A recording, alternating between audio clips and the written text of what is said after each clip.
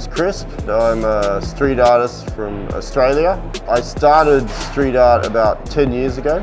What inspired me was when I went to Bogotá, Colombia, where the street art scene is probably one of the best in the world, in my personal experience. It's a mecca of graffiti and street art. It's like the whole city is completely covered. It's probably one of the only countries in the world where I've experienced where it's not illegal. Sometimes you have to pay a bribe or a fine, but you can't get arrested and be put in prison or get a charge against you.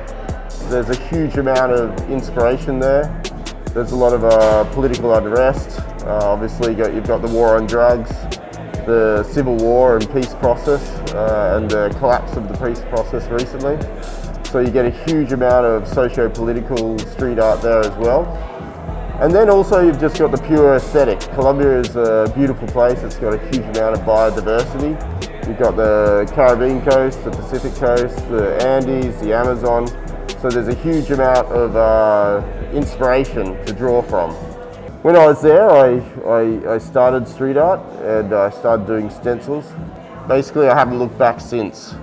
I lived in Bogotá for 8 years, and it's still probably one of my favorite places to paint because there's a rawness there. You paint and you don't get paid. I find in some other cities in the world there's street artists who only paint if they're getting paid. For me, that's not the right way to do things. Street art and graffiti should be done in a way where you're, one, doing it illegally, and you're making a point that isn't restricted and it's uncensored. If you're getting paid to do it, there's usually limitations or expectations of what you're going to paint. I understand that in Sydney, Australia, it's an expensive city to live in, and I know artists need to make a living. But for me, you can't call yourself a street artist if you're getting paid to paint.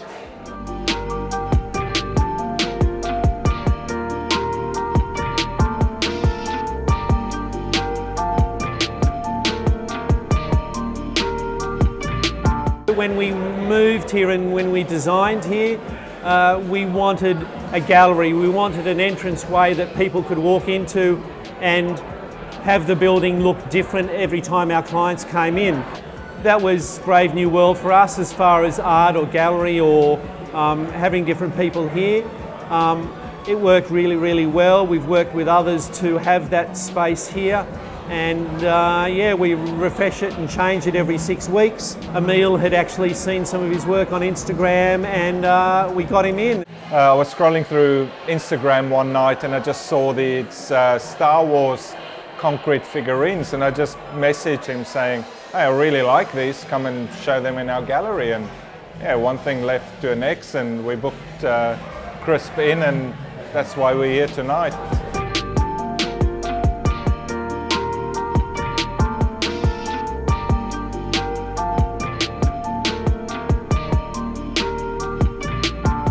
This exhibition, Dislocation, is my first solo exhibition in Australia. And initially I was sort of apprehensive because I don't normally do exhibitions. I can put works in with group shows, but not a solo exhibition because the majority of my body of work is in the street. So for me personally, it was quite challenging because I'm not used to painting on canvases and designing installation revolving around a gallery. Hence why I called it Dislocation, because I was trying to get the feeling and the essence of what you paint in the street and bring it indoors in the gallery. Can you call it street art then? I'm not sure, but I use the same techniques that I use in the street, and I tried to have that rawness to come into the gallery. So it's, you know, art from the streets. I actually prefer the rawness, the imperfections that you get in the street, because you have to be quick and fast, and I think that has a beauty in itself. I love the transcendent nature of street art. You would see it one day and the next day it's gone, and it's quite different to a work of art that's exhibited in a gallery that's on show all the time. I mean, I love the concrete sculptures because that's I guess what I fell in love with. I saw Chris's art. I guess second to that, I love the mural that he painted in our entrance, just because yesterday there was nothing and today there's this amazing mural that everyone is talking about, and yeah, maybe tomorrow it's not there anymore. Yeah, I love that fact that you're capturing art in a moment in time, in a specific place, and maybe tomorrow it's not there anymore.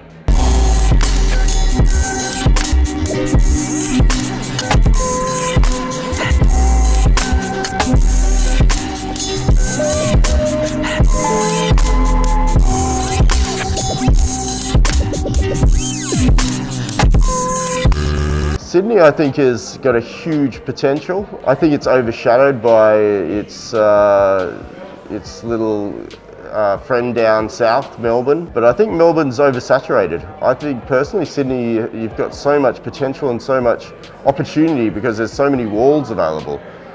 When I first came to Australia, everyone was telling me, go to Melbourne, there's more opportunities, you know, you'll be able to get up more.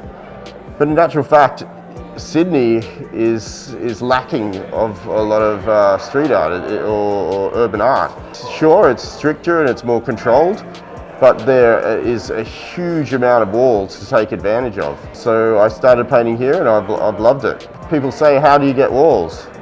You just go out and you know, paint walls. It's a no-brainer. Like, sure, you can ask, and if you don't ask, just do it anyway. Usually people don't like the idea of it to start with if you ask, so I find sometimes it's actually better if you don't ask. You do your piece, and then when they see it, they actually are surprised and they embrace it more. For me, it's very important to keep to the roots of street art and graffiti, and I think Sydney's become a bit sterile in terms of, you know, what's acceptable in the street, and I think it's important that we still push the edges and the boundaries, so we're doing something interesting, not just conforming and just going, oh yeah, no, it's too expensive, we have to pay rent, we've got to get paid. Fuck that, you know, street art and graffiti is about intervening, making people think, going against the status quo, and I hope Sydney takes advantage of that.